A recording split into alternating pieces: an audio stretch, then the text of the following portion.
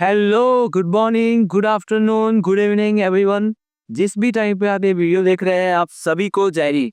आज हम ब्रह्मास्त्र अकेडमी गांधीनगर की ओर से लेके आ रहे हैं एक नया video, motion in a straight line. आप सभी को वेलकम, आप सभी को पूरे तहे दिल से वेलकम करते हैं। Motion in a straight line, motion जो एक स्ट्रेट लाइन के अंदर होता है, उसके अंदर हम आज डिटेल में देखेंगे। आप सभी नोट पेन कॉपी साथ में लेके बैठिए और लेट्स स्टार्ट। इसके अंदर मेरे कई सारे क्वेश्चन भी रखे हैं, तो क्वेश्चन भी सॉल्व करेंगे, तो हमारा काम बहुत अच्छे से होने वाला है। आप सभी तैयार रहिए और चलिए शुरू करता है। मैकेनिक्स, तो ये जो मोशन इन स्ट्रेट लाइन है वो एक मैकेनिक्स का पार्ट है। अब ये मैकेनिक्स क्या है? मैकेनिक्स फिजिक्स की वो ब्रांच है कि जो डील करती है रेस्ट एंड मोशन के साथ। रेस्ट एंड मोशन के साथ जो भी स्टडी होती है वो सारी की सारी मैकेनिक्स के अंदर हम पढ़ते हैं। अब ये जो मैकेनिक्स है उसके अंदर कई सारे पार्ट है, स्टैटिक्स है, डायनेमिक्स है, काइनेमेटिक्स है, ये सारे है। पर हम उसके अंदर जो काइनेमेटिक्स वाला पार्ट है उसके अंदर हम पढ़ेंगे what is a rest and motion, और वही हमारा मोशन इन स्ट्रेट लाइन का पार्ट है। जहाँ पे रेस्ट एंड मोशन क्या होता है वो डिटेल से देखता है कि फर्स्ट ऑफ ऑल कि मैं अभी यहाँ पे स्टेडी खड़ा हूँ बोर्ड के सामने। ये बोर्ड भी आपको स्टेडी दिख रहा है, मतलब कि रेस्ट में है। हम ऐसा बताता है जब टाइम के साथ कोई चीज़ अपनी पोजीशन को चेंज करता है तो वो मोशन में है, और जब कोई टाइम के साथ अपनी पोजीशन को चेंज नहीं करता तो वो रेस्ट में है। इतना सिंपल डेफिनेशन वो सभी आता है कि रेस्ट किसको कहेंगे कि भाई टाइम के साथ अगर object do not change position, तो उसको हम कहेंगे क्या, वो एक रेस्ट में है। और मोशन किसको कहेंगे कि टाइम के साथ अगर ऑब्जेक्ट अपनी पोजीशन को चेंज करता है तो उसको हम कह देंगे कि वो मोशन में है।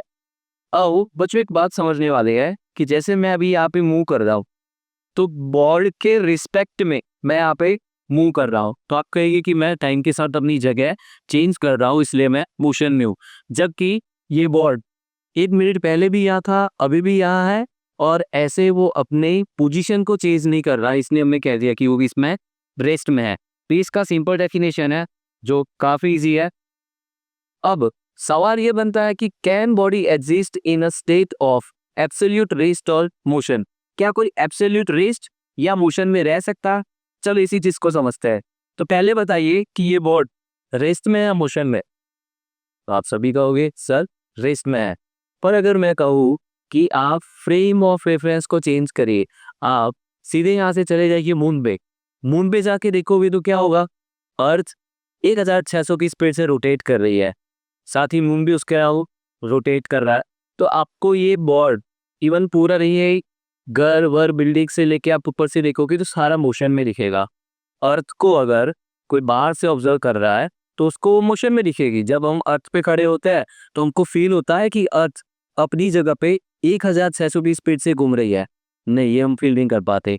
और जो सन के अराउंड घूमती है वो करीबन 1 लाख किलोमीटर प्रति घंटे की स्पीड से वो चलती है, और वो हम फील नहीं कर पाते। इसलिए जो मोशन होता है वो कभी भी एब्सोल्यूट मोशन या एब्सोल्यूट रेस्ट में कोई चीजें होती नहीं है। हमारा सन भी अपने गैलेक्सी में घूम रहा है, हमारी गैलेक्सी भी आसपास दूसरे आकाश गंगाओं के साथ गोल गोल गोल घूम रही है। तो कभी भी किसी भी चीज को आप एब्सोल्यूट रेस्ट और मोशन बता सकते नहीं है। तो इसका आंसर क्या आएगा? इसका आंसर आएगा नो।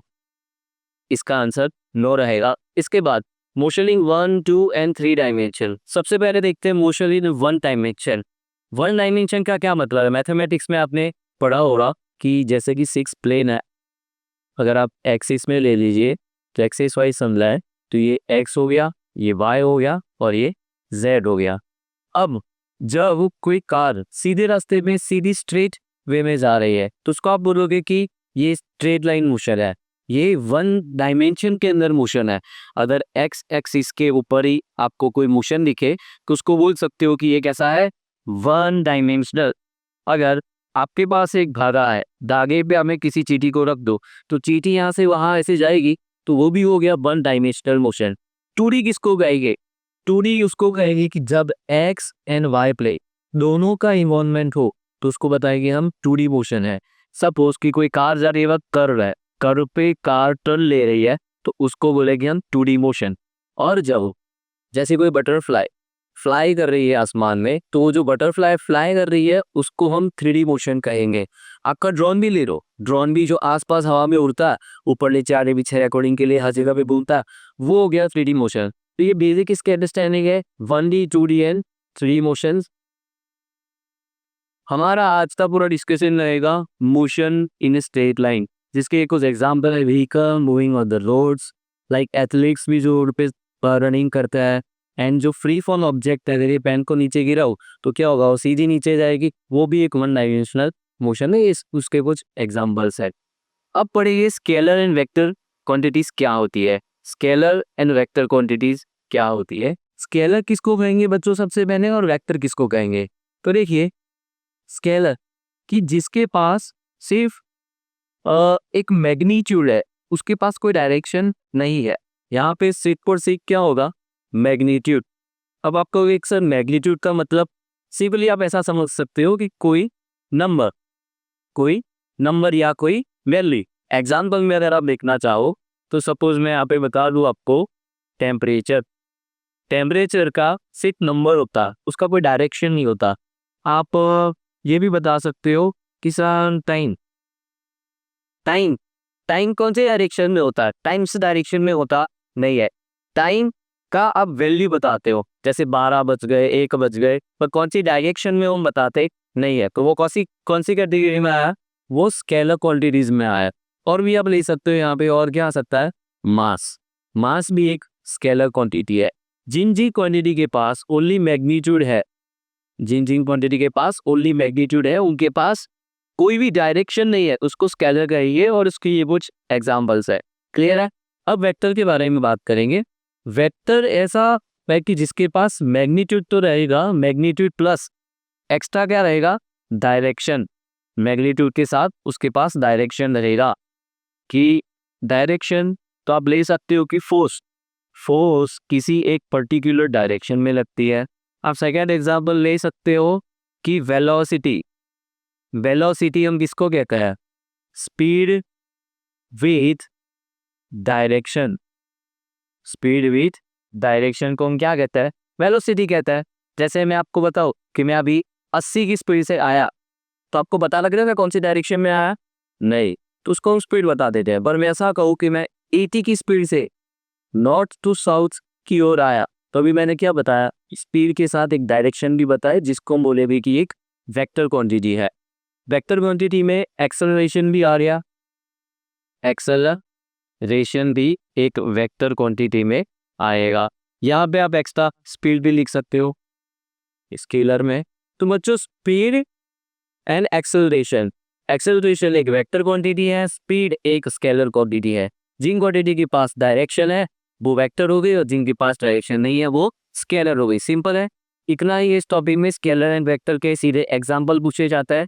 आपको एनडीए सीडीएस टेट की एग्जाम में सीधा ऑनलाइन क्वेश्चन पूछा जाएगा, नीचे में से कौन सी क्वांटिटी स्केलर या वेक्टर है, तो सिंपली आपको इस टॉपिक के ऊपर से आइडेंटिफाई करना है और सीधा आंसर लिखना। Easily clear. अब आगे जाता है कि डिस्टेंस एंड डिस्प्लेसमेंट।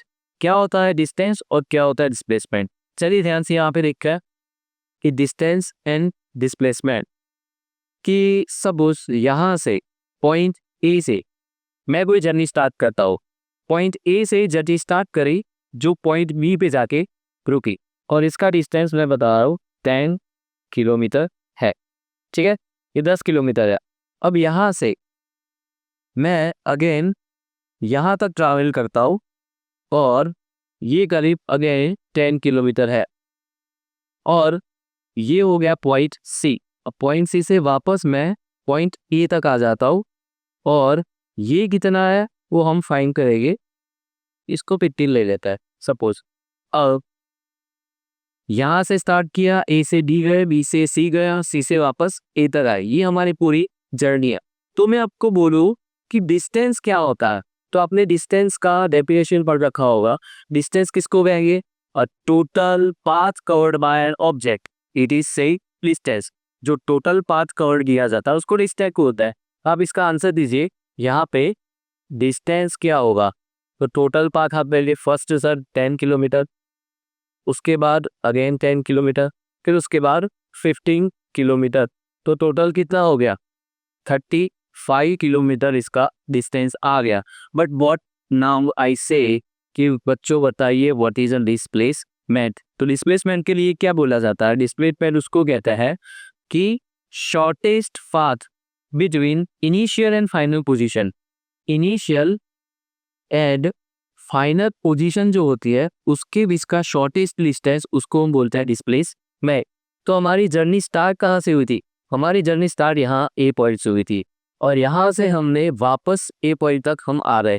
तो हमारी इनिशियल एंड फाइनल पोजीशन क्या हो गई? इनिशियल फाइनल पोजीशन सेम हो गई, जहाँ से शुरू किया था वहाँ पे ही एंड कर लिया।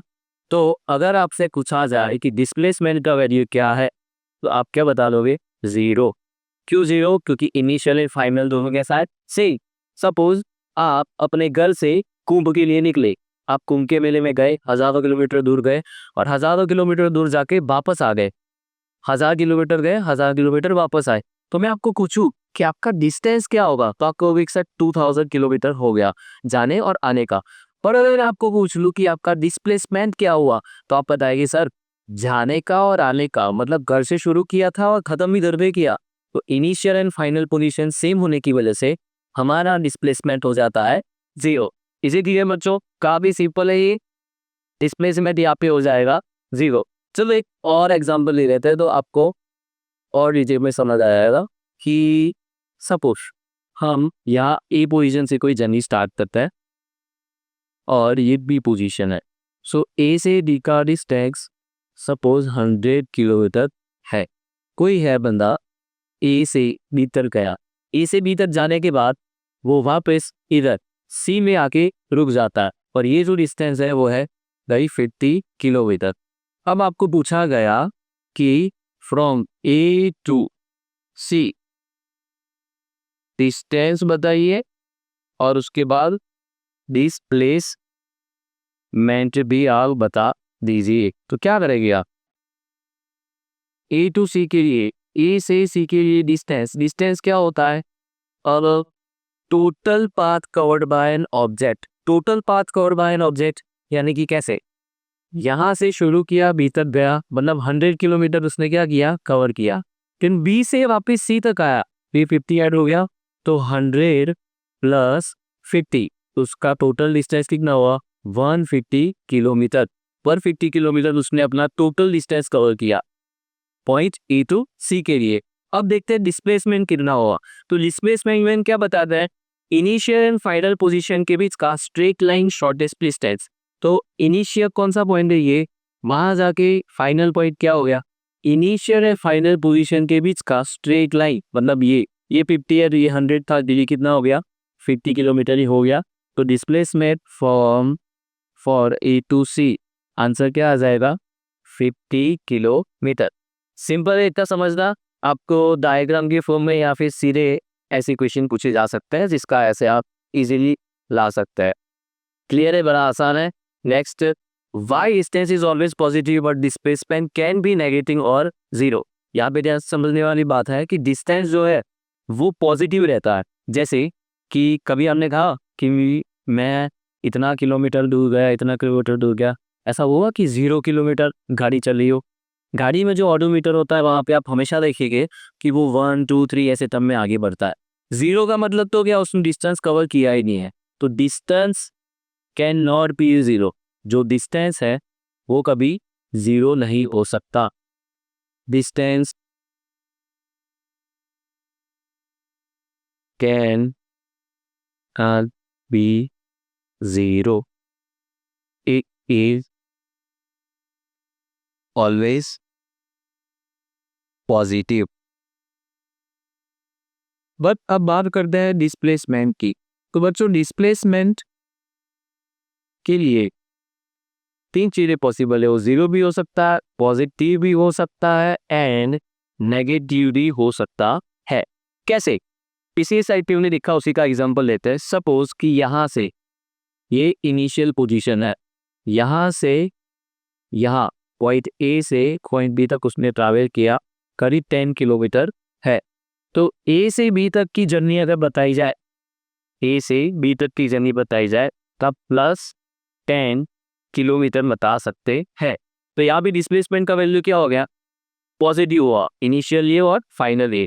पर अगर कोई बी से वापस ए तक आ जाता है, बी से वापस ए तक आ जाता है, बी से ए तक आ जाता है, तो क्या हो जाएगा, इनिशियल एंड फाइनल सेम होने की वजह से उसका वैल्यू 0 हो जाएगा। क्या हो जाएगा, 0।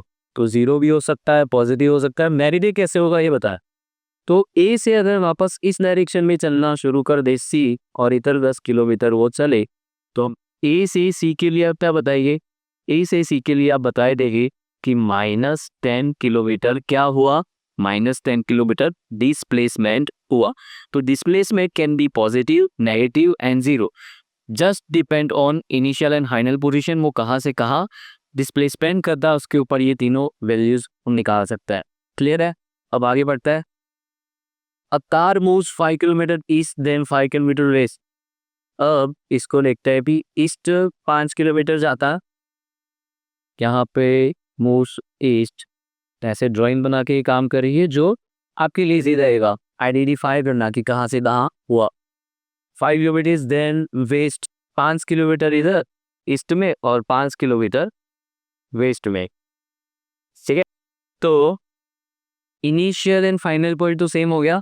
तो अगर आपको पूछा जाता है कि उसका डिस्टेंस क्या, तो सिंपली आप बता सकते हो 5 + 5, 10 किलोमीटर इज उसका डिस्टेंस। क्लियर है।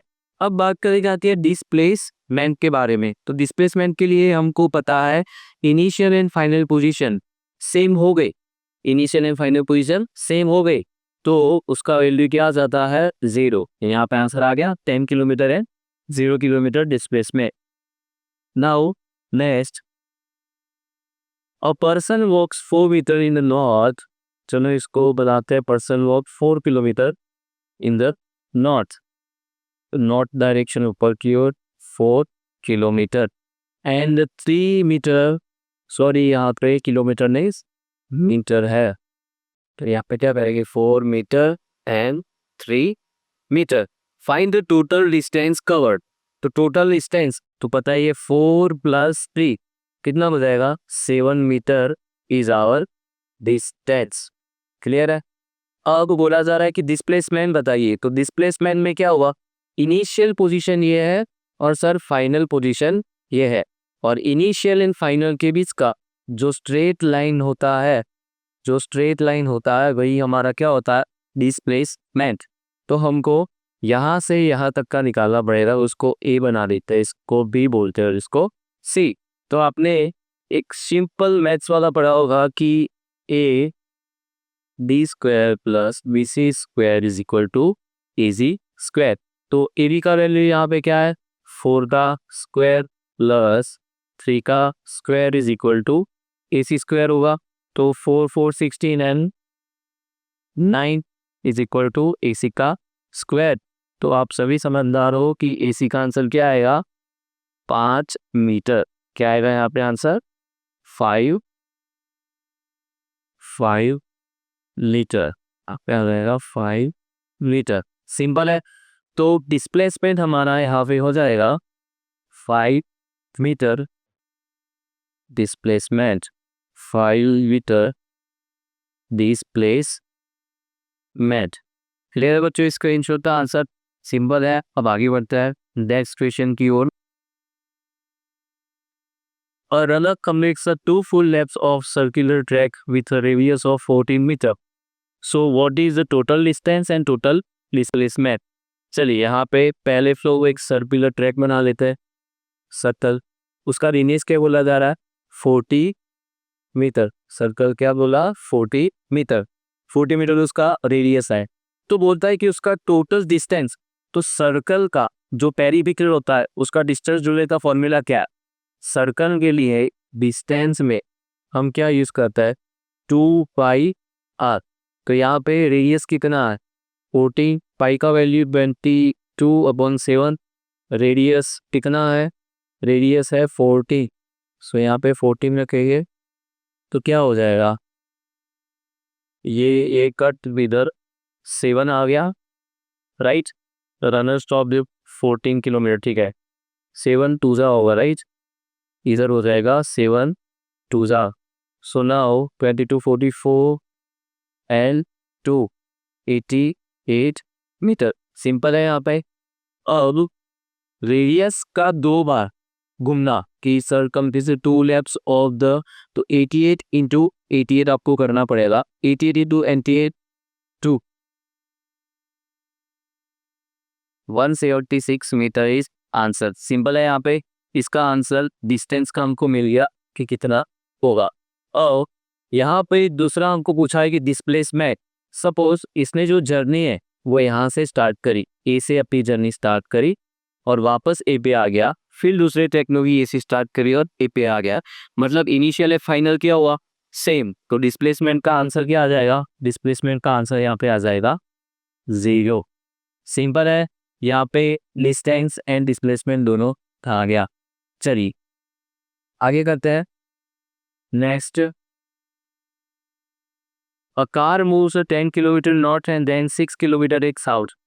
नॉर्थ के लिए कितना बोला है यहाँ पे? नॉर्थ के लिए बच्चों बोला है 10 किलोमीटर। 10 किलोमीटर नॉर्थ में जा रही है and then 6 kilometre in south. तो साउथ में है 6 किलोमीटर। 6 किलोमीटर क्या, और नीचे साउथ में 6 किलोमीटर ऐसे आ रही है। तो अब बोला जाए टोटल डिस्टेंस, तो डिस्टेंस के लिए 10 एंड 6, तो आप डिस्टेंस बता रहे हो क्योंकि सर 16 किलोमीटर डिस्टेंस है। Is it clear? अब डिस्प्लेसमेंट के लिए बोला जा रहा है, तो डिस्प्लेसमेंट के लिए इनिशियल एंड फाइनल पोजीशन 10 ऊपर जाना, 6 यहाँ पे, तो नीचे यहाँ पे कितना बचा होगा? 4 किलोमीटर। तो डिस्प्लेसमेंट का आंसर क्या आ गया? 4 किलोमीटर। सिंपल है। आपको पॉइंट वाइज अपना डायरेक्शन का गलती नहीं होना चाहिए, तो आंसर सटीक आएगा। चलिए next, a cyclist move in a straight line for 50 metre. अगर स्ट्रेट लाइन के लिए 15 मीटर तक वो जाता है, 15 metre, and then the turns back and moves 10 metre, वापस यहाँ से 10 मीटर बैक आता है, तो find the total distance travelled. तो डिस्टेंस पीरियड आप समझ आ रही हो, प्लस करना है, क्या करना है? 20 और 25 मीटर। अब डिस्प्लेसमेंट, तो इनिशियल पोजीशन ये था, फाइनल पोजीशन ये, इनिशियल एंड फाइनल के बीच में अगर ये 10 कवर हो गया तो बचा कितना होगा? 15 से 5, तो डिस्प्लेसमेंट कितना हो जाएगा? 5 मीटर। सिंपल है इतना। चलिए अब यहाँ पे दिखता है नेक्स्ट स्पेशल। नेक्स्ट स्पेशल के लिए स्पीड क्वेश्चन है। यहाँ पे स्पीड टॉपिक है। स्पीड किसको करेंगे कि distance covered in specific time, उसको बता देता है कि स्पीड है। The speed is the distance travel per unit time tales how fast the object travel. Object ने कितना फास्ट ट्रैवल किया है वही बताता। तो इसका फॉर्मूला लिखना है तो क्या है? सिंपल है, speed is equal to distance upon time. Speed एक स्केलर क्वांटिटी है जो भी आगे मार्क कर चुके हैं आप, राइट। स्पीड एक स्केलर क्वांटिटी है एंड टाइप्स ऑफ स्पीड। अब स्पीड भी यहाँ पे टाइप्स है। First of all uniform speed. Uniform speed के लिए क्या होगा? यूनिफॉर्म मतलब एक जैसा, जिसमें कोई चेंज होने वाला नहीं है। आप स्कूल में यूनिफॉर्म पहन के जाते हो, तो स्कूल में यूनिफॉर्म पहन के जाते हो, उसमें होता क्या कि एक जैसे कपड़े आपको पहन के जा रहे होता है। तो यहाँ पे कपड़े तो है नहीं, क्या होगा? तो यहाँ पे आपको याद रखना है equal distance in equal interval of time. In equal interval of time. अगर कोई ऑब्जेक्ट इक्वल डिस्टेंस कवर करता है इन इक्वल इंटरवल ऑफ टाइम, तो उसको हम बोलेंगे क्या कि वो यूनिफॉर्म स्पीड में है। Equal distance in equal interval of time, जैसे पॉइंट ए से पॉइंट बी तक कोई जा रहा है, तो यहाँ पे बीच में 3 गैप है। यहाँ टोटल अगर मैं बता दूँ कि 15 किलोमीटर डिस्टेंस कवर किया, तो ये 5 होना चाहिए, ये भी 5, और यहाँ पे 5 यहाँ तक का बी पॉइंट तक का। और सभी के लिए जो टाइम लगा तो 2 मिनट यहाँ पे लगा, 2 मिनट यहाँ, 2 मिनट यहाँ। सभी के लिए टाइम भी सेम करना चाहिए और डिस्टेंस भी सेम दौर होना चाहिए, उसको हम बता देगी uniform speed. Non uniform speed में क्या होगा कि unequal distance in equal interval of time.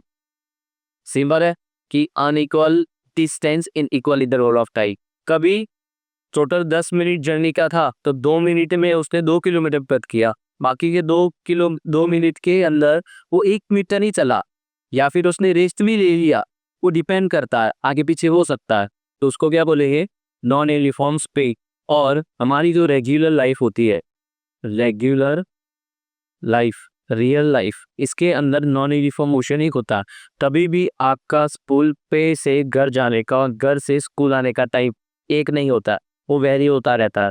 कभी आप जल्दी पहुंचे, कभी लेट पहुंचे, कभी रास्ते में भीड़ ज़्यादा थी, तो इट डिपेंड्स। ऐसे रेगुलर अगर कोई बोला जाए तो नॉन यूनिफॉर्म स्पीड से ही आप मोशन करते हैं। एवरेज स्पीड का फॉर्मूला क्या है, total distance upon total time taken. Total distance upon total time taken, इसी को हम बोलते हैं एवरेज स्पीड। कि टोटल क्या हुआ, आपने रास्ते में कभी भी एक जैसी स्पीड से गाड़ी चलाई है, घर से निकले तो धीरे धीरे 5, 10, 20, 15 से ऐसे 80, 90 तक जाता है, फिर ब्रेक आई, कम मारी, अपने ज़्यादा स्पीड करी, कम स्पीड करी, डिपेंड करता है कि आगे रास्ता कैसा था। आपकी स्पीड बदलती रहती है। ऐसा नहीं कि आपने बोल दिया कि मैं 80 की स्पीड से आ रहा तो पूरे रास्ता आप 80 की स्पीड से ही चले होंगे, वो वेरी करता रहता है। तो उसको हम क्या बोल देते हैं, एवरेज स्पीड। इंस्टेंटेनियस स्पीड मतलब कि किसी पर्टिकुलर समय या सेकंड में आपकी स्पीड कितनी थी। अगर आपने पॉइंट ए से पॉइंट बी तक जाने में करीब 1 आवर टाइम दिया, तो उस 1 आवर में जब 30 मिनट पे आप थे, तो 30 मिनट पे आपकी स्पीड क्या थी, उसको अगर देखना तो उसके लिए हम क्या यूज़ करते हैं, डेरिवेशन, उसका differentiation is U D x upon D T वाला फॉर्मूला हम यूज़ करते हैं। सिंपल है इतना, ये सारे फॉर्मूलाज काम आएंगे आगे मेथड सॉल्व करने के लिए। चलिए आगे देखते हैं वेलोसिटी। वेलोसिटी किसको कहेंगे, speed with direction. Speed with direction को हम क्या बोलते हैं, वेलोसिटी। चलिए वेलोसिटी के बारे में देखते हैं। वेलोसिटी में क्या होता है, उसका फॉर्मूला कि डिस्प्लेसमेंट अपॉन टाइम। स्पीड में क्या था, डिस्टेंस अपॉन टाइम, यहाँ पे है displacement upon time. Uniform velocity, so again equal displacement a equal interval of time. Simple है, equal displacement in equal interval of time. Non uniform में क्या आएगा, यहाँ पे unequal displacement a equal interval of time. Simple है। अब average velocity, तो average velocity के लिए यहाँ पे बच्चों total displacement upon total time taken. Simple है। इंस्टेंटेनियस वेलोसिटी के लिए डायरेक्शन का यूज करते हैं, तो यहाँ पे इसका डिफरेंशिएशन का जो फॉर्मूला है वो क्या आएगा, D x upon D T. Simple है, ये सारी लिख लेना, सिंपल है, काम आनी चाहिए। आगे बढ़ता है, यहाँ से एक नया numerical, a cyclist travel 60 kilometre in 3 hours, what is the average speed of the cyclist. इसको थोड़ा अलग तरीके से देखता है नॉर्मल, कि जैसे अभी इस तरह से लाना है तो क्या रहेगा, एक सेकेंड, इसका आंसर लाएंगे, क्या बनेगा, v is equal to distance upon time, तो 60 अपॉन 3, तो क्या बनेगा, 20 किलोमीटर पर आवर का स्पीड था। अब इतना बता सकते हो, पर किलोमीटर पर आवर का इसका स्पीड था। तो यहाँ पे अगर मैं बोलूँ कि ये जो जर्नी हुई वो ए से यहाँ पे बी और यहाँ पे सी और इधर टी बना देते हैं। तो ये फर्स्ट 20 किलोमीटर, ये उसके बाद वाले 20 किलोमीटर और ये उसके बाद वाले 20 किलोमीटर, तीनों को मैंने सेपरेट कर लिया। और सपोज यहाँ पे कोई जो टाइम लगा है वो यहाँ पे टाइम लगा है 1.5 आवर, यहाँ पे सिर्फ टाइम लगा है 30 मिनट, 1.5 एंड 30, एंड यहाँ पे अगर मैं कह लूँ कि 1 आवर टाइम लगा है, अगर आप इसका आंसर लाएंगे कौन सा formula, total distance upon total time taken, तो क्या आना चाहिए, टोटल डिस्टेंस तो हमारा 60 रहा और टोटल टाइम भी कितना रहा 3, तो इसका आंसर भी क्या आएगा 20 किलोमीटर पर आवर। ऐसे आपको क्वेश्चन ब्रेक करके भी पूछा जा सकता है या डायरेक्टली भी पूछ सकता है, इट डिपेंड्स कि आप उसको कैसे हैंडल करता है। चलिए आगे next question, a car travels 120 metre in 10 seconds. Simple है, उसका डिस्टेंस कितना है 120 मीटर और जो टाइम लगा रहा है वो कितना है 10 सेकेंड, तो उसका स्पीड क्या हो गया 12 लीटर पर सेकेंड, 12 मीटर पर सेकेंड उसका सिंपल आंसर आ गया। चलिए, a person walks 10 kilometre in 2 hours, how long will it take to hill to cover 50 kilometre at the same speed. तो चलिए, अगर कोई 10 किलोमीटर जितना 2 घंटे में कवर कर रहा है तो उसको 50 किलोमीटर कवर करने में कितना टाइम लगेगा, तो आपको यहाँ पे टाइम ढूंढना है। तो फर्स्ट ऑफ ऑल फॉर्मूला लगाते हैं स्पीड का, क्या, speed is equal to distance upon time. 10 kilometre के लिए कितना लगा 2 आवर लगा, तो उसकी स्पीड क्या हो गई 5 किलोमीटर पर आवर। तो यहाँ पे सिंपल मैथ्स करेंगे कि अगर 5 किलोमीटर पर आवर की अगर किसी की स्पीड है और उसको 50 किलोमीटर दौड़ करना है तो उसको 50/5 यानी कि कितना 10 आवर्स लगेगा, उसको 10 आवर्स लगेगा क्या 50 किलोमीटर कवर करने के लिए। इसी स्पीड से अगर चला जाए तो उसको 10 घंटे रह जाएंगे 50 किलोमीटर कवर करने के लिए।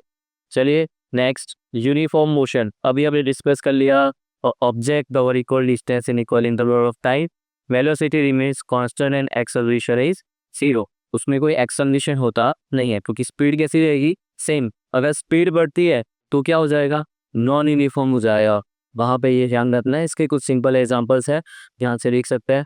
नेक्स्ट, नॉन यूनिफॉर्म वेलो मोशन, उसके अंदर अनइक्वल डिस्टेंसेस है इक्वल इंटरवल ऑफ टाइम के लिए, डिस्टेंस कैसा है आगे पीछे, इसके अंदर शायद एक्सेलरेशन हो सकता है, इसलिए क्या लिखा है नॉन जीरो एक्सेलरेशन, और डिस्टेंस टाइम ग्राफ में उसका कर्व ग्राफ आता है। यहाँ पे उसके कुछ एग्जांपल्स है कि अ कार स्लोइंग डाउन और स्पीडिंग अप, एक जैसी स्पीड होगी तो ग्राफ हमको स्ट्रेट मिलेगा। लेक्चर की लास्ट में ग्राफ के बारे में बात करेंगे। यहाँ पे आपको सिंपल क्या लिखा है कि ये क्या क्या क्या इनके अंदर से फिल इन द ब्लैंक्स आपको पूछ सकते हैं, यहाँ से एक सीधा क्वेश्चन बन सकता है। पीछे टॉपिक स्किप, हाँ एक्सेलरेशन, एक्सेलरेशन किसको कहेंगे the rate of change of velocity, acceleration किसको बताया गया the rate of change of velocity. जिसको सिंपली लिखना है तो आप ऐसे बता सकते हो the rate of change of velocity, और वेलोसिटी क्या होता है speed with direction, speed with direction वो तुम जानते ही है। तो वेलोसिटी पर टाइम, वेलोसिटी बाय टाइम, वही क्या होता है हमारा एक्सेलरेशन। हम वेलोसिटी बाय टाइम एक्सेलरेशन हुआ तो अगर इसका ऐसा यूनिट आपको निकालना है तो कैसे होगा, तो वेलोसिटी को क्या होता है मीटर पर सेकेंड और टाइम का भी सेकेंड, तो क्या बन गया मीटर पर सेकेंड का स्क्वायर, या फिर अगर इसको ऐसे लिखो मीटर पर सेकेंड स्क्वायर, ऐसे हम लिख सकते हैं। अब रेट ऑफ का मतलब तो यही होता है कि टाइम के साथ जो चेंज आएगा वेलोसिटी में, तो अगर किसी का एक्सेलरेशन 2 मीटर पर सेकंड स्क्वायर है तो इसका एग्जैक्टली मतलब क्या होता है 2 मीटर पर सेकेंड, यानी कि क्या 2 मीटर पर सेकेंड का मतलब क्या? अगर कोई ऑब्जेक्ट ऐसे ट्रैवल कर रहा है तो point A, point B, point C, point D, point A पर यहाँ पे 2 मीटर पर सेकेंड का उसका एक्सेलरेशन था, तो पॉइंट बी ये 1 सेकेंड के लिए 2 सेकेंड, 3 सेकेंड, 4 सेकेंड, तो पॉइंट बी पे वो कितना हो जाएगा? 4 हो जाएगा। पॉइंट सी पे कितना हो जाएगा? वो पॉइंट सी पे 6 मीटर पर सेकेंड हो जाएगा। यहाँ पे कितना होगा? 6 एंड 8 मीटर पर सेकेंड। अगर आगे जाए तो ये 10 मीटर पर सेकेंड। यानी कि ध्यान से देखना है इसको, पहले सेकेंड पे 2 मीटर पर सेकेंड का उसका वेलोसिटी था, तीसरे सेकेंड पे 6 हो गया, चौथे सेकेंड पे 8 हो गया, पांचवें सेकेंड पे 10 मीटर पर सेकेंड हो गया। हर सेकेंड पे क्या हो रहा है? 2 के हिसाब से उसका जो एक्सेलरेशन है वो हो रहा है। आपको अगर इसका ग्राफ अगर मिलेगा तो कुछ ऐसे मिलेगा, हर एक सेकेंड पे वो अपना क्या कर रहा है? एक्सेलरेशन कर रहा है। हर दो सेकेंड पे, हर एक सेकेंड पे 2 मीटर पर सेकेंड की स्पीड से वो आगे बढ़ रहा है, राइट। चलिए, acceleration the rate of change of velocity अगर उसका फॉर्मूला बताया जाए तो a is equal to acceleration is equal to v minus u upon t। क्या आएगा? a is equal to v minus u upon t। v is the final velocity, u is the initial velocity and t for time. चलिए next, equations of motion. 3 main equations है motion के, फटाफट दोस्तों यहाँ पे लिखेंगे कि first of all b is equal to you plus A T, दूसरा s is equal to U T plus half A T square, और तीसरा v square minus U square is equal to 2as। ये motion के वो equation है कि जिसके ऊपर से कई सारे बेसिस बनते हैं। अगर आपको ये इतने याद है तो आप इसके ऊपर से काफ़ी सारी न्यूमेरिकल सॉल्व कर लेंगे। अगर इसमें से आपको एक्सेलरेशन दिया है, टाइम दिया है और ये इनिशियल वेलोसिटी दिया है, आप इजीली फाइनल वेलोसिटी को ढूंढ लोगे। अगर आपको इनमें से कोई भी क्वांटिटी नहीं दी है और आप ये फॉर्मूला रखोगे तो आपका आंसर इजीली आ जाएगा। चलिए आगे बढ़ते हैं। A car starts from rest and accelerates 2 meter per second square for 5 seconds. What is the final velocity? Final velocity के लिए यहाँ पे हम फर्स्ट ऑफ ऑल ये देखेंगे कि हमको यहाँ पे दिया जा रहा है। सबसे पहले एक्सेलरेशन लिया गया है, वो कितना है? 2 मीटर पर सेकेंड का स्क्वायर, एंड टाइम जो दिया गया है कितने? 5 सेकेंड के लिए ये काम चलेगा। तो हमको क्या ढूंढना है? फाइनल वेलोसिटी ढूंढनी है। और स्टार्ट फ्रॉम रेस्ट से शुरू हो रहा है, तो इनिशियल वेलोसिटी यहाँ पे क्या होगा? 0 मीटर पर सेकेंड। तो हमको v ढूंढना। फर्स्ट फॉर्मूला क्या था? v is equal to you plus A T. तो यहाँ पे u तो हमारा 0 है, एक्सेलरेशन कितना है? एक्सेलरेशन 2 है, और उसी के साथ जो टाइम है वो हमारे लिए 5 है। आंसर आ गया 10 मीटर पर सेकेंड। वेलोसिटी कितनी हुई? 10 मीटर पर सेकेंड हुई कार की आफ्टर 5 सेकेंड्स। सिंपल था ही, एक फॉर्मूला सीधा फटाक से आंसर आता है। चलिए नेक्स्ट देखते हैं इसके बाद। A ball is thrown vertically upwards with an initial velocity of 10 meter per second. How high it will rise before coming to rest? चलिए यहाँ पे जो हमको क्वांटिटी दे रखी है, क्या दे रखी है कि वेलोसिटी थ्रोन वर्टिकली अपवर्ड्स, तो उसका इनिशियल वेलोसिटी जो हमको मिला है 10 मीटर पर सेकेंड, और how high it rise before coming to a rest, तो डिस्टेंस हमको ढूंढना है और कितना ऊपर जाएगी वो हमको बताना है रेस्ट पे आने से पहले। तो v उसका क्या होगा? v हो जाएगा 0। कैसे? अगर इस पेन को मैं यहाँ से ऊपर फेंकता हूँ, पेन को नीचे से ऊपर फेंकूंगा तो इनिशियल स्पीड उसकी कितनी है? 10 मीटर पर सेकेंड। जैसे ही ये हवा में ऊपर जाना स्टार्ट करेगी तो एक पॉइंट पे आके रुकेगी, तो वहाँ पे उसकी फाइनल वेलोसिटी क्या हो जाएगी? 0। तो यहाँ से फेंका, ऊपर गया, तो उस दौरान यहाँ तक पहुँचने के लिए जो उसने डिस्टेंस कवर किया है वो हमसे पूछा गया है कि हाउ हाई, मतलब एस आपको बताना है। और रही बात एक्सेलरेशन की, तो ग्रेविटेशन का आप जानते हो फॉर्मूला क्या होता है, 10 मीटर पर सेकेंड स्क्वायर। तो आप क्या कर सकते हो, simply V square minus U square is equal to 2a का यूज कर सकते हो। यहाँ पे यू इनिशियल आपको कितना 10 का स्क्वायर मतलब 100 हो गया, 2a कितना हो गया 10, एस आपको बताना था 210, तो ये दोनों नीचे आ जाएंगे 100 के नीचे, तो कितना हो जाएगा 20s। तो s इज इक्वल टू ये क्या हो जाएगा 5, तो 5 मीटर। तो यहाँ पे बॉल नीचे से 5 मीटर ऊपर गई होगी। सही बता, ए बी फॉर्मूला से फटाक से आंसर आता है। चलिए आगे बढ़ते हैं। Next, a cyclist is moving with the constant velocity of 50 meter per second. So how much distance he will cover? यहाँ पे सबसे पहले ये देखेंगे कि आपको दिया क्या है। आपको एक कांस्टेंट वेलोसिटी दे रखी है जिसका वैल्यू कितना है 50 मीटर पर सेकेंड, 50 मीटर पर सेकेंड, एंड जो टाइम दिया है वो कितना है 10 सेकेंड। तो आपको क्या बताना है कि how much distance he will cover in 10 second.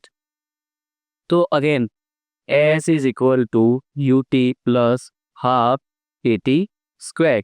आप ये वाला लगा सकते हो। चलिए ट्राई करते हैं इससे। नहीं, यहाँ पे टाइम 10 सेकेंड है और constant velocity P T plus T,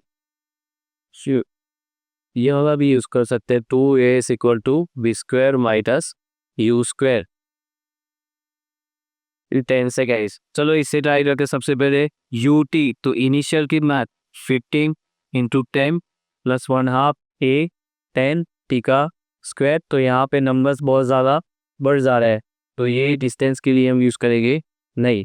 चलो यहाँ से करते हैं ट्राई। 2a कितना है 10 एंड s, तो हमको ढूंढना है वी स्क्वायर, तो वेलोसिटी कितना है इसका 15, तो 15 का स्क्वायर से यहाँ पे भी बात बन रही नहीं है। तो बच्चों ध्यान से हम यहाँ पर देखेंगे कि हमको क्या दिया है, moving with the velocity constant velocity of 15 metre and the distance we will cover in 10 second. तो s को फाइंड करना है, सिंपली हम ये कर सकते हैं कि velocity is equal to distance upon time. तो velocity is equal to distance upon time, तो distance is equal to what, velocity into time. हर बार दो वाली फॉर्मूला काम करते नहीं है। तो वेलोसिटी इनटू टाइम, वेलोसिटी कितना है 15 एंड टाइम कितना गया 10, तो यहाँ पे हो जाएगा 150 metre is our answer. Simple है। चलिए नेक्स्ट आगे देखता है। A stone is dropped from a height after 3 seconds. What its velocity? एक हाइट से स्टोन नीचे गिराया जा रहा है, तो उसका वेलोसिटी क्या होगा वो हमको बताना है। तो चलिए फर्स्ट फॉर्मूला जो है उसका यूज करता है, v is equal to you plus A T. तो u हम सभी जानते हैं, अगर यहाँ से इस पेन को मैं नीचे गिराऊंगा, ये जो पेन यहाँ पे है u कितना हो जाएगा 0, तो u यहाँ पे 0 है, एक्सेलरेशन 10 का लगेगा, टाइम हमको 3 बताया हुआ है, तो कितना हो जाएगा 30 मीटर पर सेकेंड उसकी वेलोसिटी हो जाएगी। सिंपल है। चलिए next, a car accelerate from 10 metres पर सेकेंड टू 20 मीटर पर second in 5 second, what is the acceleration? चलिए यहाँ पे देखते हैं फास्ट। एक्सेलरेशन का फॉर्मूला क्या है, a is equal to v minus u upon t. तो फाइनल क्या है 20, इनिशियल 10, टाइम कितना लगा, टाइम था 5, सो 10 अपॉन 5 हो जाएगा 2 मीटर पर सेकेंड स्क्वायर। एक्सेलरेशन है तो हमेशा याद रखता है 2 मीटर पर सेकेंड स्क्वायर उसका यूनिट रहेगा। चलिए नेक्स्ट क्वेश्चन देखते हैं। A particle covers half of its total distance with the speed of 20 meter per second and another half will in the 30. So average speed आपको बतानी है, तो total distance upon total time, और यहाँ पे दो आपको बताई दी है, तो आप क्या करेंगे यहाँ पे एवरेज स्पीड के लिए एवरेज स्पीड का एक फॉर्मूला है, लॉक डाउन करेगा 2 into V1 into V2 upon V1 plus V2। सो 2 इंटू V1 क्या है हमारे लिए यहाँ पे 20, वो है 30 और 20 प्लस 30 यहाँ पे 2600 इंटू 2 और यहाँ पे आएगा 50 112 0 5 5 5 24। सो आंसर होगा 24 मीटर पर सेकेंड। 24 पर मीटर पर second is our average speed. Average speed यहाँ पे कितनी होगी, इतनी होगी। ये एक स्पेशल फॉर्मूला है जिससे आप शॉर्टली आंसर ला सकते हो। बाकी एक लॉन्ग मेथड है, लॉन्ग मेथड चूज करोगे तो क्या होगा, टाइम चला जाएगा। ये सिंपल फॉर्मूला, इसका यूज करोगे तुरंत से आंसर आ जाएगा। और ये एक फॉर्मूला कई सारे क्वेश्चन के अंदर काम आता है और जो आंसर है वो बहुत तेजी से आएगा। तो ये वाला फॉर्मूला नोट डाउन कर लेना है। इसके बाद नेक्स्ट देखते हैं कि a particle moves along the circular path of radius are.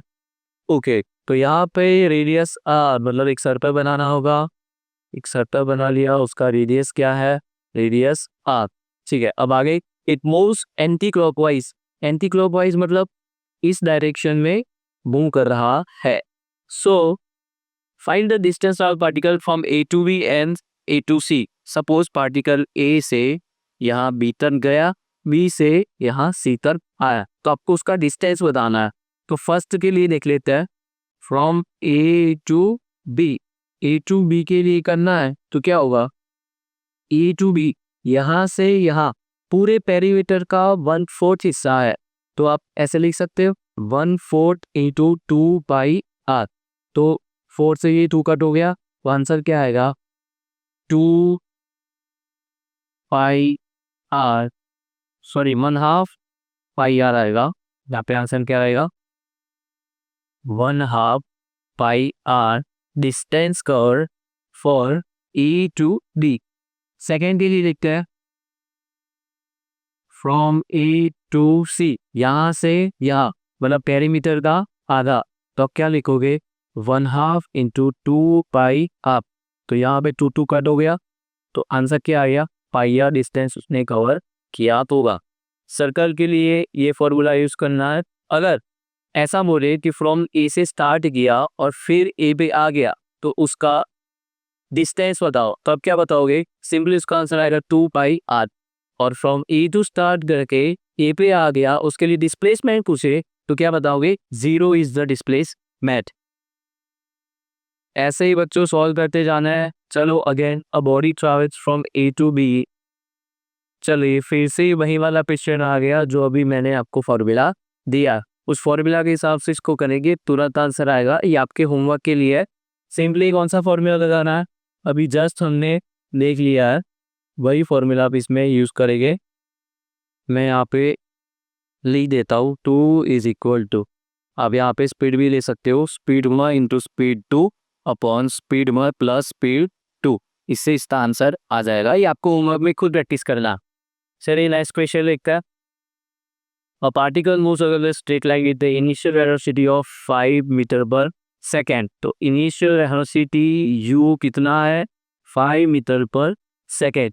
L a constant acceleration, acceleration हमको दिया है 2 मीटर पर second square. What is the velocity after, उसकी वेलोसिटी क्या होगी आफ्टर, टाइम कितना बोला है t है 10 सेकेंड, 10 सेकेंड के बाद उसका फाइनल वेलोसिटी क्या होगा। तो चलो इसके लिए फॉर्मूला फर्स्ट वाला ट्राई करते हैं कि is equal to u plus T. u कितना बच्चों यहाँ पे 5, एक्सेलरेशन कितना है 2 और टाइम है हमारा 10, तो 22 2 एंड 25 मीटर पर सेकेंड एंड सेकेंड के बाद उसका वेलोसिटी होगा। सिंपल है। चलिए next, an object is dropped from the height of 80 meters, assuming no air resistance, how long it will take to reach the ground। कोई चीज को 80 मीटर से नीचे फेंका गया है, तो आपको बताना है कि टाइम जो लगेगा उसको ग्राउंड को टच करने के लिए वो कितना लग जाएगा, how long will it take to reach the ground. तो एस यहाँ पे 80 मीटर दे दिया है आपको। और नो रेजिस्टेंस इनिशियल हम जानते हैं कितना होगा 0 मीटर पर सेकेंड। वी हमको पता नहीं है, ना होगा। टाइम भी हमको ढूंढना होगा। एक्सेलरेशन बता दिया है क्या नहीं, बट एक्सेलरेशन इसको सिंपली हम 10 मीटर पर सेकेंड स्क्वायर ले लेते हैं। चलो सबसे पहले हमको यहाँ पे वी लाना होगा। दो फार्मूला की मेथड से जा सकता है। वी के लिए हम क्या करेंगे, v is equal to you plus A T. तो टाइम हमारे पास नहीं है, तो ये वेलोसिटी का खेल यहाँ से होगा नहीं। तो s is equal to U T plus half A T square. U T plus half A T square के लिए s कितना है हमारा 80 है, यू टी तो पूरा 0 हो जाएगा। 1/2 ए एल ले लेते हैं और टी स्क्वायर, टी की वैल्यू पता नहीं है, नहीं पता है तो टी स्क्वायर ऐसे ही छोड़ लेता है। तो ये 2 वहाँ पे चला जाएगा, तो ये हो गया 160 और ये 10 नीचे आएगा तो टी स्क्वायर। तो टी स्क्वायर की बच्चों वैल्यू क्या होगा, ये 10 से कट हो गया, t square is equal to 60। तो 16 का रूट क्या हो गया, t is equal to 4 second answer आ गया। और अब वी का यहाँ पे वैल्यू रखेंगे तो वी भी मिल जाएगा। यू क्या है हमारा 0, एक्सेलरेशन 10 टाइम 4, तो वी हो जाएगा 40 मीटर पर सेकेंड। दोनों के आंसर आ गए। वी क्या है बच्चों 40 मीटर पर सेकेंड एंड टाइम हमारा 4 सेकेंड। सिंपल है ये। चलिए नेक्स्ट आगे देखते हैं इसके बाद वाला। A train accelerates uniformly from this to a speed of 54 km in 10 seconds. What is the acceleration of by meter per second square? और यहाँ पे देखो आंसर मांगा गया है मीटर पर सेकेंड स्क्वायर में और यहाँ पे किलोमीटर पर आवर में आपको दे रखा, तो यूनिट तक कन्वर्ट करना पड़ेगा। तो 54 किलोमीटर पर आवर को मीटर पर सेकेंड करे ले, तो 54 इंटू 5/18 शॉर्टेस्ट मैटर 3, तो हो जाएगा 15 मीटर पर सेकेंड। ये हो गया 10 सेकेंड। टाइम कितना दे रखा है, t is equal to 10 second. तो इसको आगे आप ऐसे सॉल्व कर सकते हो, आपको ही ये होमवर्क में करना है। इसका फॉर्मूला लगाएंगे और सिंपली इसका आंसर आ जाएगा। यूनिट मैंने यहाँ पे कन्वर्ट कर दे रखा है, सिंपली आपको इसको कर लेना है। ठीक है, चलिए आगे बढ़ते हैं नेक्स्ट क्वेश्चन की ओर। अ कार में विद वेलोसिटी ऑफ 20 मीटर पर second lost to in the race 5 second, what is the retardation? Retardation acceleration की बात चल रही है। एक्सेलरेशन का फॉर्मूला क्या होता है बच्चों, v minus u upon t. तो यहाँ पे car moving with the velocity of 20, मतलब ये इनिशियल हो गया ना, ये इनिशियल हो गया और रेस्ट पे आएगी जब कार की ब्रेक लगेगी तो उसकी स्पीड क्या हो जानी, 0 हो जानी है। वो यहाँ पे हमने v0 लिख दिया, u इतना लिख दिया। टाइम दिखा लग रहा है उसके लिए 5 सेकेंड उसका टाइम लग रहा। तो 20/5 माइनस तो -4 मीटर पर सेकेंड स्क्वायर क्या होगा उसका रिटार्डेशन। रिटार्डेशन पूछ ले, डी एक्सेलरेशन पूछ ले, ये सारी की सारी चीज़ें माइनस में रिजल्ट आएगी। एक्सेलरेशन, रिटार्डेशन, ये सारी की सारी चीज़ें जब कोई ब्रेक लगाता है, स्टॉप होता है, तो माइनस में उसकी वैल्यू आएगी। आंसर क्या हो गया, -4 मीटर पर सेकेंड स्क्वायर। चलिए नेक्स्ट, ग्राफिकल रिप्रेजेंटेशन की किसी भी मोशन का ग्राफिकल रिप्रेजेंटेशन अगर आपको देखना है तो उसमें चार्ट से आप पता लगा सकते हो कि कैसा ग्राफ है। चलो सबसे पहले यहाँ पे देखते हैं कि अगर ये वेलोसिटी एंड टाइम पर ग्राफ है, वेलोसिटी यहाँ पे कांस्टेंट है, मान लो कि यहाँ पे 40 मीटर पर सेकेंड है, वेलोसिटी कांस्टेंट है, टाइम बढ़ रहा है, तो यहाँ पे क्या हो रहा होगा, यहाँ पे आप कह सकते हो कि यूनिफॉर्म मोशन हो रहा है। यूनिफॉर्म मोशन में, यूनिफॉर्म एक्सेलरेशन में आपको हमेशा जो ग्राफ होगा वो कैसा मिलेगा, स्ट्रेट मिलेगा। यहाँ पे स्ट्रेट लाइन मिल रही। अगर यूनिफॉर्म एक्सेलरेशन की बात करें v/t, तो उसका ग्राफ आपको कुछ ऐसा मिलेगा। यूनिफॉर्म में हमेशा आपको जो ग्राफ्स मिलेंगे वो स्ट्रेट लाइन पे होंगे, और जब नॉन यूनिफॉर्म होता है तो क्या होता है सर, तो नॉन यूनिफॉर्म के अंदर देखिए, नॉन यूनिफॉर्म मोशन में कुछ आपको ग्राफ ऐसे कर्व मिलेंगे v/t। जब जब ग्राफ आपको कर्व मिले तो उसको आपको बता लेना है कि नॉन यूनिफॉर्म है, और यूनिफॉर्म मिले तो ऐसे स्ट्रेट लाइन आप देखोगे। चलिए बन रहा सर, इसको डिस्टेंस अपॉन टाइम का ग्राफ बनाए और वो ऐसा, इसका क्या मतलब होता है कि सपोज किसी इंसान ने यहाँ से जर्नी स्टार्ट की, जर्नी स्टार्ट करने के बाद उन्हें 50 किलोमीटर जितना डिस्टेंस कट कर चुका है। अब टाइम बढ़ रहा है, टाइम तो रुकेगा नहीं, टाइम धीरे धीरे बढ़ रहा है, पर वो अपनी पोजीशन चेंज कर नहीं रहा। मतलब ये क्या कर रहा है, रेस्ट कर रहा है। ये क्या बोलेंगे, यहाँ पे रेस्ट चल रहा है। यहाँ पे रेस्ट कह सकता है नहीं, यहाँ पे रेस्ट नहीं है क्योंकि ये वेलोसिटी बाय टाइम का ग्राफ है और डिस्टेंस बाय टाइम के ग्राफ में अगर ऐसा ग्राफ मिले तो आप कह सकते हो कि यहाँ पे वो क्या कर रहा है, रेस्ट कर रहा है। इसको बोल दिया हमने एक्सेलरेट कर रहा है, ये भी एक्सेलरेट कर रहा है। अब रिटार्डेशन के लिए ग्राफ कैसे हो जाए, या तो यूनिफॉर्म रिटार्डेशन हो सकता है वेलोसिटी बाय टाइम ग्राफ, या तो ऐसे नॉन यूनिफॉर्म रिटार्डेशन भी होता है, ऐसे डाउनवर्ड। तो ऐसे ग्राफ से आप पता लग सकते हो कि कैसे मोशन को इंडिकेट किया जाना है। मोशन का ग्राफ से आप पता लगा सकते हो, और अगर इसमें वैल्यूज दी है तो आप ग्राफ की वैल्यूज से पता नहीं लगा सकते हो उसकी स्पीड क्या होगी, वेलोसिटी क्या होगी। इसी के साथ अगर आपको एरिया अंडर ग्राफ पूछा जाए, ग्राफ के अंदर का एरिया, तो वो आपको डिस्प्लेसमेंट पूछता है। डिस्प्लेसमेंट पूछने के लिए वो एरिया अंडर ग्राफ का यूज़ करता है। तो इतनी सिंपल चीज़ें कुछ याद रखनी है, और इसी के साथ यहाँ पे आपका लेक्चर पूरा होता है। Thank you so much. जय हिंद, जय भारत।